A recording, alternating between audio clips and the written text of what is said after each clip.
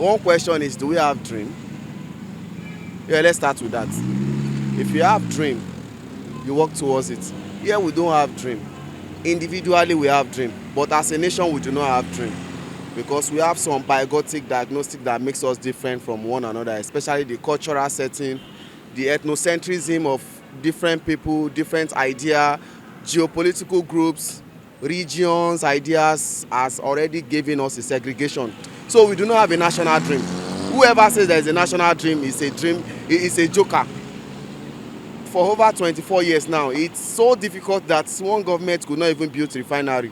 So where are we going? We do not have a dream. We are still sleeping. We are still sleeping. The elderly ones, they don't have dream, so they are dead at dream. The youth that are upcoming, that has dream, their dream is being shattered by the leaders. So we do not have a national dream. Me, I have my own individual dream. But as a nation, take it today, we do not have a national dream. The one Russia built since how many years that is not functioning, that is lying ghost, a ghost Ajakuta factory. It's a ghost now. It's just carrying the name, but its production level is zero. And mind you, there are workers there that are still paying. They are paying workers till date as we speak now. There are people that are registered as Ajakuta Steel employees who are benefiting only fully from it. So that is not an industry. We are not counting it. It's just the name. We have so many industry that carries name, but they are dead in reality. We do not even have government. Is it the government that brought in fake certificates? Where I'm working, I cannot present a fake certificate and my boss finds out and you expect him to still retains me. Meanwhile, a national president is issuing a fake certificate that is not even tally with what is submitted to INEC. The system is just upside down. We do not even have a system. We should not just deceive ourselves. At least youths of nowadays, they are enlightened. So in those days where one old man will come and tell you, I'll build borehole, I'll fix the road, it's all those ones are shattered dreams. So they are not reality. They are not coming to real. Take it or leave it today.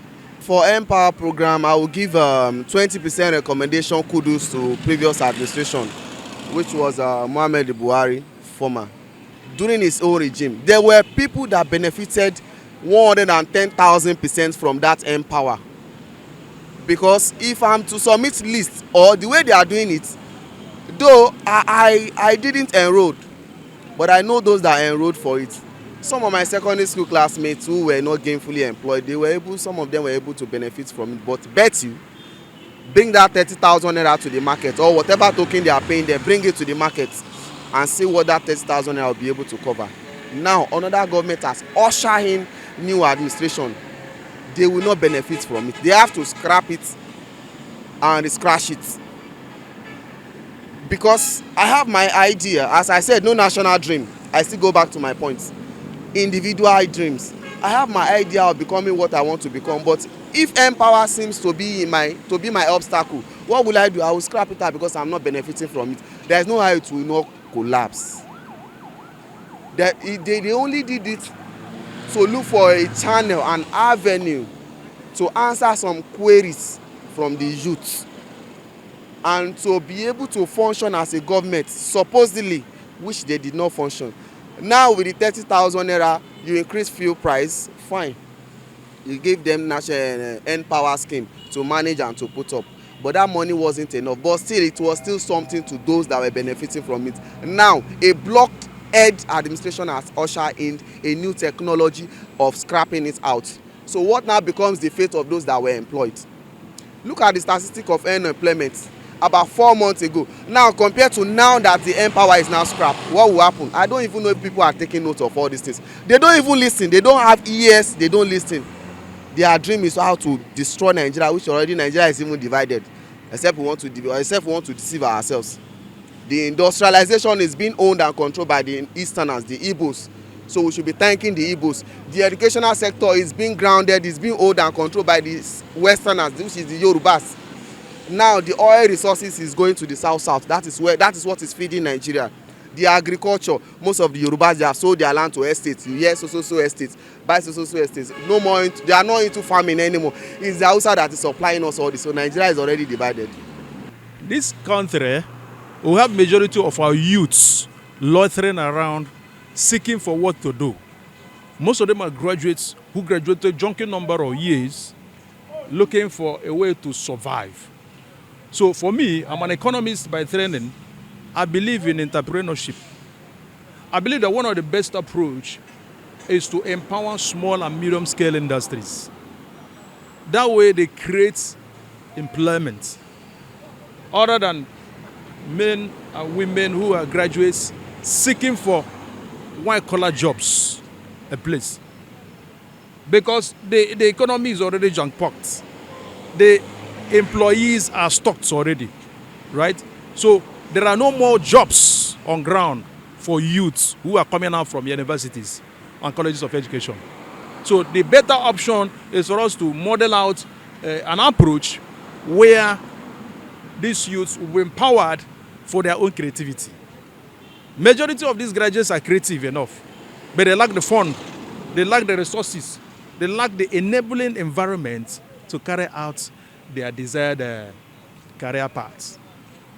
It is unfortunate that we have not really invested into youth empowerment. But what we have gathered recently is that even the Empower that was in place a couple of years back is no longer in place. So what becomes of people who were engaged there, people who were feeding from there? What becomes of them? You now end up piling up more youths in the streets.